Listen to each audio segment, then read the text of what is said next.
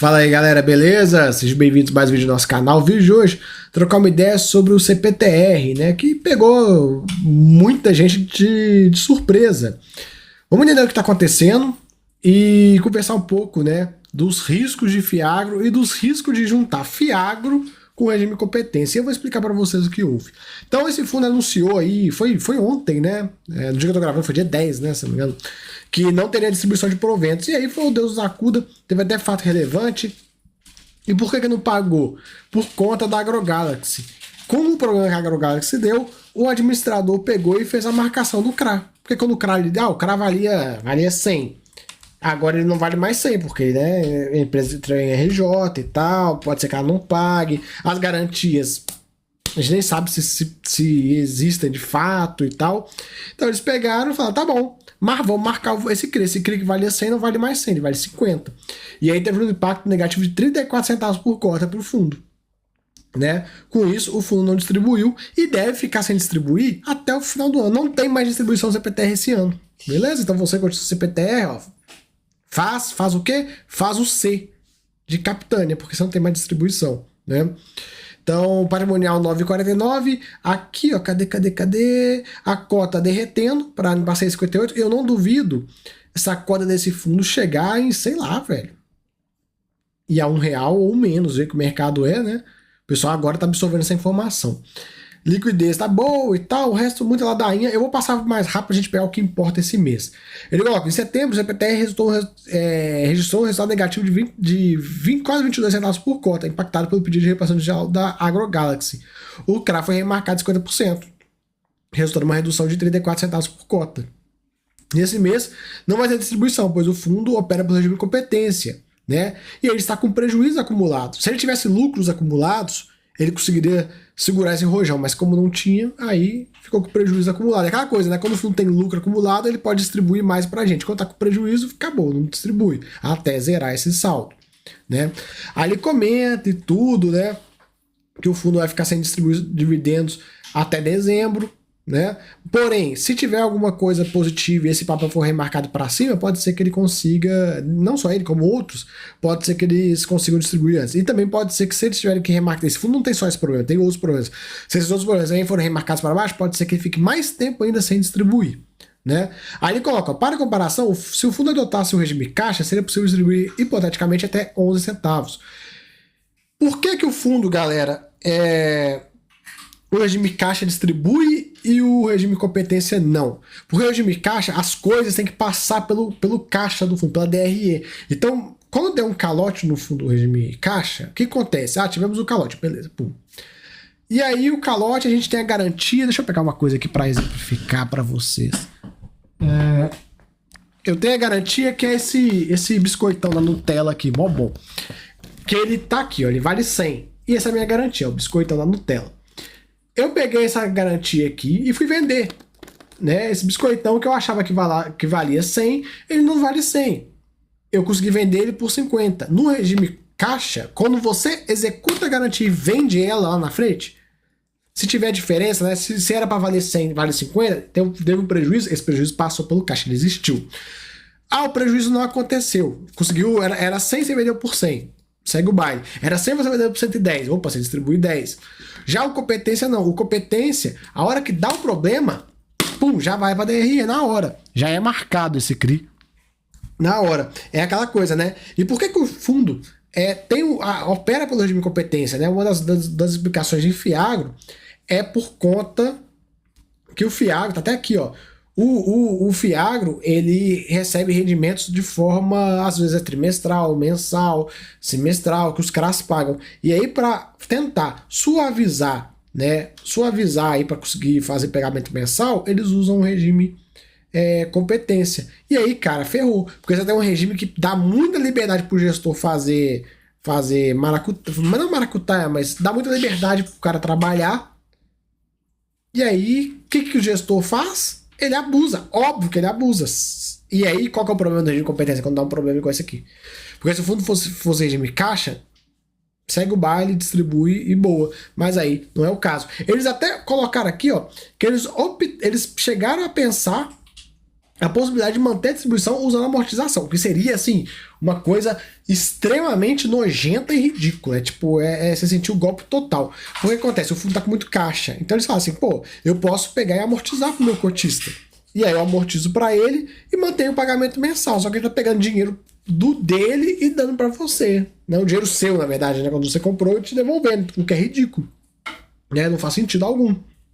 Fora toda a parte burocrática da amortização.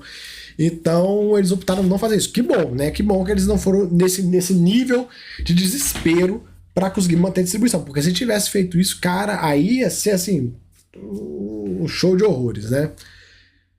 Então, assim, essa situação do CPTR tá explicado mais ou menos o porquê. O regime caixa, galera, até para explicar para vocês, mais ou menos, por que o regime caixa dá mais liberdade pro gestor. Porque o gestor, quando você... Deixa eu achar uma área em branco desse relatório aqui pra mostrar para vocês, quer ver? Vou usar aqui, ó. Quando o gestor ele recebe o pagamento da PMT, do CRI, do CRA, qualquer que seja, esse pagamento é composto por duas coisas. Juros, que é o que ele pode distribuir, e a amortização. No fundo caixa, o que acontece? Ele só distribui o que é juros. Os juros é distribuído para o cotista. A amortização volta para o fundo, porque a amortização é amortização. No regime de competência, o que acontece? O que acontece com competência? Ele dá a liberdade para o gestor usar esse dinheiro da amortização para outros fins. Para outros fins. No caso, para distribuir para o cotista. Então, esse é um dos problemas, né? É basicamente desse tipo de coisa, do regime de competência. Porque você está usando um dinheiro que não era para ser usado para isso. Por isso que você tem a ver a perda patrimonial. Porque quando o administrador pegou e marcou, perdeu o patrimônio aqui, cara. Você tem que repor esse patrimônio. No caso do regime caixa, isso não iria acontecer. Porque ele estaria recebendo as amortizações. E aí, só depois que executasse a garantia, ou depois que algo acontecesse, que de fato iria ter algum tipo ou não de marcação. Então, esse é o problema. E, cara, muitos fiagos adotaram isso para conseguir suavizar. O principal motivo é para tentar suavizar a questão dos pagamentos que não são mensais. Mas aí você criou um problema, né? O regime de competência, cara, é um regime que dá muita liberdade pro gestor, né? Dá mais liberdade e quando dá problema, ferrou, né? Então, a gente vê aí essa questão. Ele até explica, né? Das desvantagens do regime competência, né? Que você tem uma gestão de caixa mais rigorosa, né? E o resultado mensal pode ser afetado por marcação de papéis. Então, cara, é esse o ponto, né? Que a gente vê. Pera aí. Eu vou retomar o raciocínio aqui, né? O conceito de estratégia. Enfim, galera, então assim, essa questão da AgroGalaxy aí que a gente tá vendo impactou o fundo bastante. Essa questão do regime caixa competência, isso traz uma dor de cabeça a mais. Então vai ficar sem pagar, velho. Não tem o que fazer. A partir do momento que passou a marcação foi realizada, já era, velho. Então tem que recompor o patrimônio do fundo. Claro, no futuro, caso essa remarcação seja positiva, vamos imaginar que a AgroGalaxy vai lá dar um paga o fundo ou qualquer coisa do gênero. Aí vai ter um resultado extraordinário de 40 centavos, né? Então a gente vê. Ele coloca, né? O fundo vai voltar a distribuir só lá em janeiro, então ainda demora. Tem uma sessão de perguntas e tal. Aí ele coloca, além do setor de revendas, tem o setor que preocupa. Cara, o agro inteiro está preocupante, né? Isso aí não tem muito o que falar. O setor tá complicado, essa Selic subindo de novo tá difícil, né? Então, tomar bastante cuidado. Aí ele fala do caso de recuperação judicial. Cara, eu não vou ficar lendo isso aqui, que eu acho que todo mundo já sabe. Eu já contei pra vocês a história do que aconteceu. A gente teve uma soja que subiu bastante. No ano de 23 a soja caiu. Nisso já começou a pipocar um monte de problema. No ano de 24, 23 a 24, tivemos a quebra de safra. E agora a gente tá tendo essa crise hídrica aí, que querendo ou não atrapalha também. E a Selic voltando a subir. Então o cara que já tava fudido e tal, agora a dívida dele vai ficando cada vez mais cara, né? Enfim, aqui a gente vai acompanhamento dos casos aí, dos problemas. A patência, eles estão esperando uma resolução. A AgroGalaxy já está ciente.